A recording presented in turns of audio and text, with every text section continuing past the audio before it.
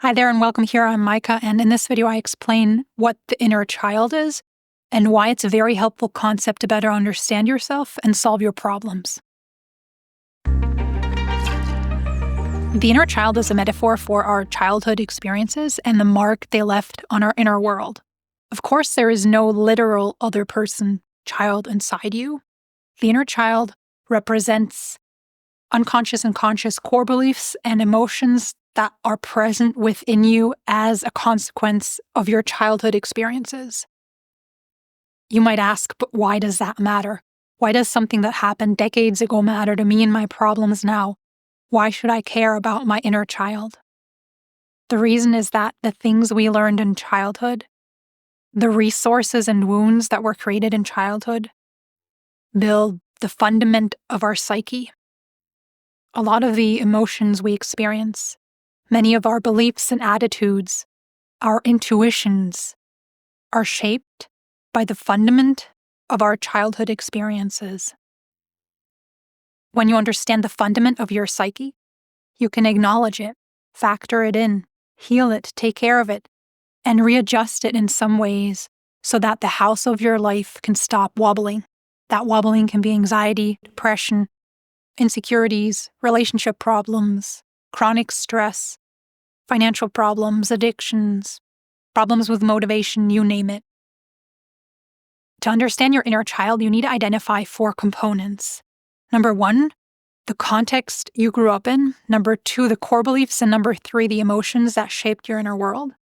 And number 4, the coping strategies you adopted as a child to deal with the first 3. Most people will find both positive and problematic elements here.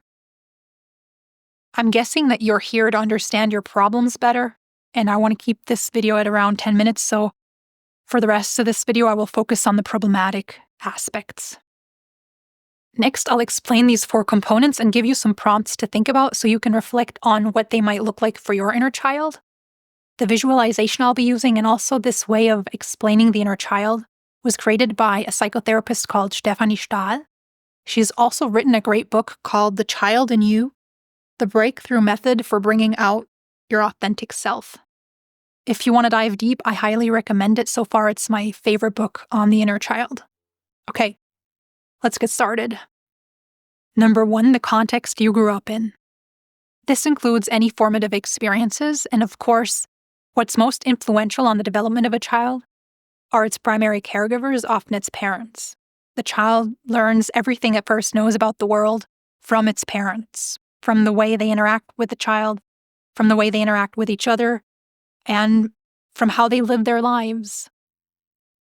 Important questions to reflect on here are, what were your parents like when you were a child? Which emotions were commonly present in them? What was their relationship like? How did they interact with you? How did they respond to your emotions? What did they do if you had a problem? Could you talk to them if you had a problem? Did you feel valued or like a burden? When you reached out for emotional connection, how did they respond? Did your parents offer warmth, attention, and appreciation, or rejection and neglect? What were typical phrases and sentences they said to you? What was your job or role in the family? What did you learn from your parents about yourself, others, relationships, the world, emotions, self-care, discipline, and self-compassion? Keep in mind that you'll not only find answers to these questions in the words that were spoken between your caregivers and yourself, but also in nonverbal communication and the things that didn't happen and weren't said. For example, this fictitious person might find that their mother was often in a low mood and didn't have much empathy or energy for what her child was going through. Common things she said were, "Pull yourself together," and "What will the neighbors think?" The father was often frustrated and angry, rejecting, judgmental, and emotionally unavailable. In an emotionally intense situation, he once said, "I don't think you'll amount to anything anyway." Later, he always denied having said that and shut the conversation down.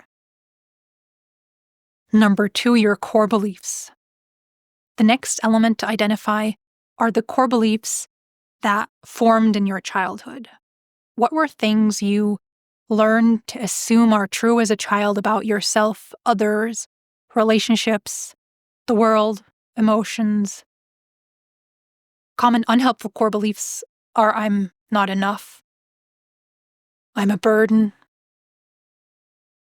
I'm incompetent, I'm unlovable, there is something fundamentally wrong with me, others will leave me, relationships mean I have to sacrifice myself and my autonomy, I have to be the best, I can't show any weakness, I'm not allowed to have my own free will. I'm responsible for the success of our relationship. You don't have to do anything. In our example, this child internalized beliefs like, I'm not enough, emotions are threatening, and I can't be myself. Number 3, common childhood emotions. Next, what were common emotions you experienced as a consequence of your experiences and core beliefs? Common emotions behind our problems are shame, anxiety, sadness, anger. You can also look up words for emotions if you want to get more specific. The child in our example often experienced sadness, anxiety, and shame. Number 4, coping strategies. This is the last element to look at. What did you learn to do as a child to cope with your childhood circumstances and emotions and to protect yourself from getting hurt? Maybe you learned to avoid emotions and stuff them away. Maybe you learned to take on all the responsibility in a relationship and to be hypervigilant towards what others say and do. Maybe you learned to live a double life, to show only your best side and hide everything else. Maybe you learned to feel valuable and lovable by excessively pleasing others at the expense of your own well-being. Maybe you learned to avoid problems and conflict. Maybe you learned to reassure yourself by controlling others and coming up with tests to check if they're still there and still love you. Maybe you learned to avoid challenges. Maybe you learned to rebel against your parents' idea of life, but now you're stuck in the rebellion, and that also isn't authentically you.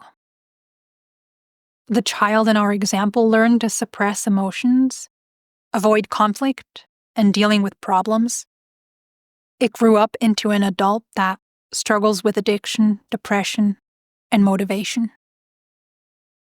Often without reflection and intentional change, we stick with these things we've learned in childhood and continue living like that all the way into adulthood.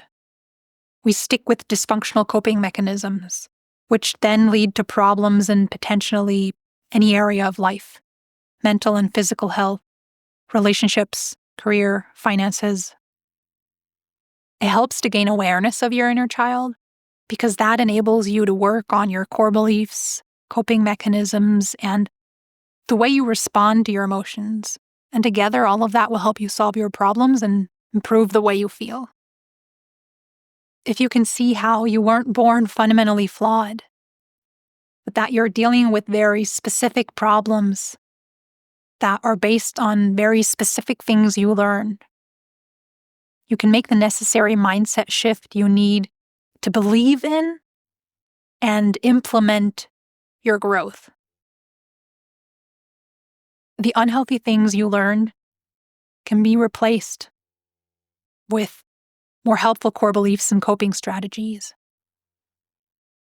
You're not in the same situation anymore that you were in as a child. You're an adult. You can sort through what your caregivers taught you and decide what you want to keep and what you want to let go of. You can form your own beliefs about yourself, relationships, the world, emotions, beliefs that will support you in pursuing your goals and values. You can find helpful ways of responding to your emotions and coping strategies that won't cause damage. If you don't intentionally reflect on these things, it's very likely your mind will continue making the same predictions it learned to make when you were a child about yourself, others, and so on. If that were to continue, you'd remain stuck in the loop of generational patterns that have been present in your family for decades. It's time to discover and uncover all the things your parents never realized about you, relationships, and the world. And to create a life for yourself in which you honor and appreciate your authentic self the way it deserves to be valued. And to let go of dysfunctional patterns that cause suffering. All the best for that. I'm rooting for you. Till next time, take care. And remember, you're not your dysfunctional coping strategies or other unhelpful remnants from your past. You're more than that. These are things you learn to align yourself to, and you can learn to live in a different way.